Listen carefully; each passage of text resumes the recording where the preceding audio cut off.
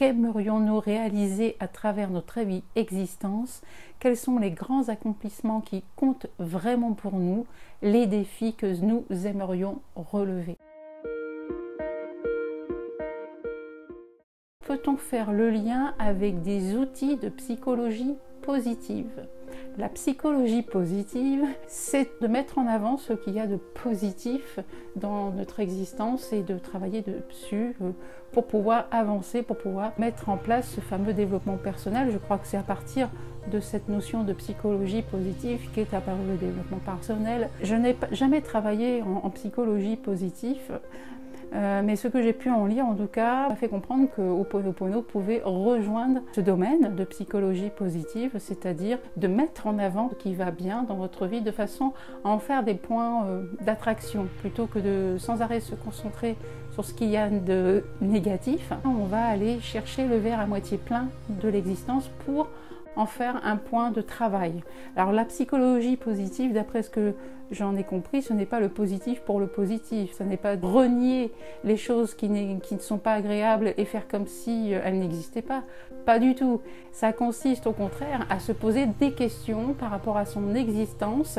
Et là, je vais vous lire un petit extrait de ce que j'ai pu trouver sur la psychologie positive et je vais commenter à chaque fois. Ils utilisent des abréviations, donc le mot c'est PERMA, le P pour Positive Emotion. L'objectif est de valoriser et cultiver notre tendance aux émotions positives.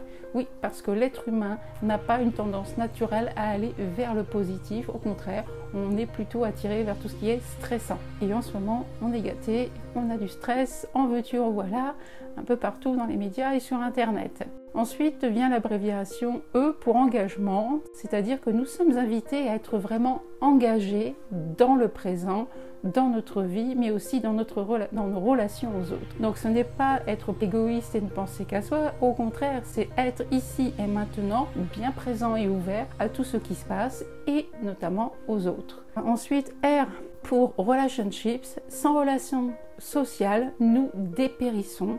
L'idée n'est pas d'utiliser l'autre pour nous fournir un minimum de sociabilité, mais d'accepter les autres tels qu'ils sont afin de nous inspirer de leur richesse.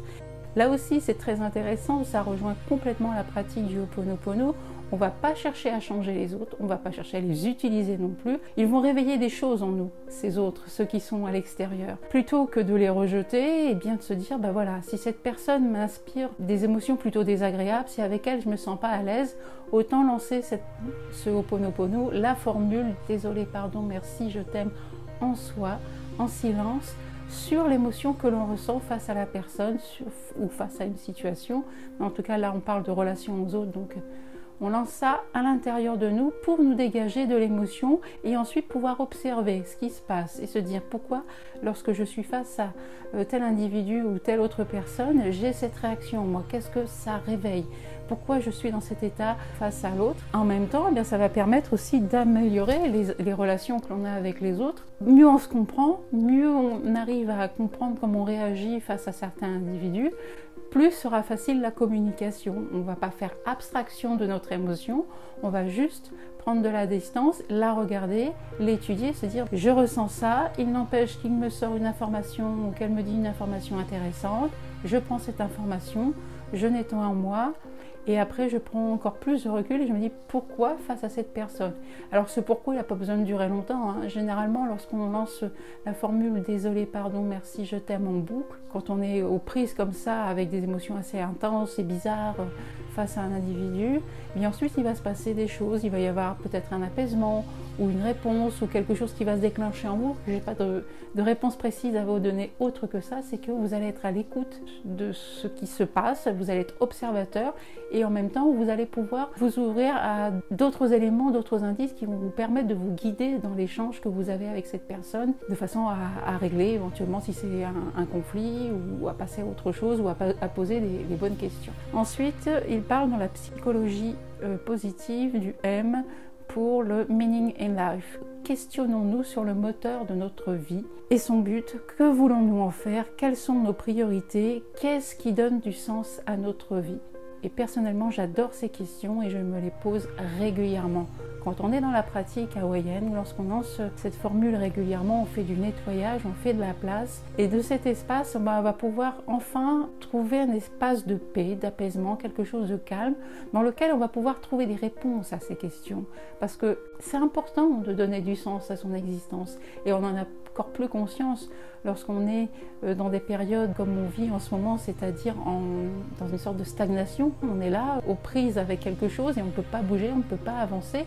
Mais qu'est-ce qui nous donne envie de continuer? Qu'est-ce qui nous donne envie de se dire, ben voilà, on sait que c'est temporaire, que ça ne va pas durer, donc je vais me ressaisir, c'est pas grave cette période. Mais il faut aussi avoir un moteur, une envie, quelque chose de profond qui nous guide, qui nous maintient, alors que tout semble partir à volo à l'extérieur. Donc ça, c'est vraiment important de se replonger justement dans cette introspection. Avec Ho'oponopono, on parle d'alignement également, d'entrer en soi, d'être aligné avec cette partie de nous que moi j'appelle le moi profond, d'autres appellent l'âme, le subconscient, l'être supérieur, qu'importe, ou même l'enfant intérieur.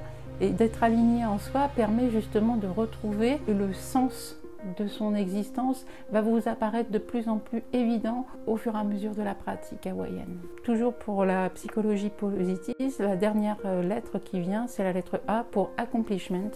Qu'aimerions-nous réaliser à travers notre existence? Quels sont les grands accomplissements qui comptent vraiment pour nous? Les défis que nous aimerions relever. L'autre chose importante dans la pratique du Ho'oponopono, c'est de nettoyer les croyances. C'est comme ça qu'on crée de l'espace. Et ces fameuses croyances, ce sont des informations, des valeurs que l'on nous a données enfant. Si sans arrêt, quand vous étiez petit, on vous a dit « tu ne vaux rien, tu n'y arriveras jamais, t'es pas assez bon », tout ça, ça finit par s'imprégner en vous et vous avez peut-être gardé cette croyance que vous ne valez rien ou que vous n'allez pas réussir quoi que ce soit. Ho'oponopono vous aide à vous dégager de ces croyances qui sont devenues paralysantes, surtout dans votre vie d'adulte. En vous dégageant, vous allez pouvoir retrouver votre autonomie et comprendre que vous pouvez vous aussi accomplir quelque chose à votre niveau. Et ce quelque chose, eh bien, il faut que ça vous corresponde complètement et le nettoyage, il est important pour ça. Vous n'allez pas accomplir des choses pour faire plaisir à vos parents, pour faire plaisir à votre partenaire ou à votre ami, à vos enfants. Vous allez accomplir quelque chose qui vous ressemble véritablement. Et ça, on y arrive aussi en s'aidant de la pratique du Ho'oponopono. Tout ça pour dire que la psychologie positive va très bien avec le Ho'oponopono et inversement. Le Ho'oponopono s'intègre tout à fait dans la psychologie positive parce que on se pose des questions, on travaille sur soi, sur ce que j'appelle l'acceptation, accueillir les événements pour pouvoir ensuite les transformer, en faire quelque chose de vraiment positif pour son existence.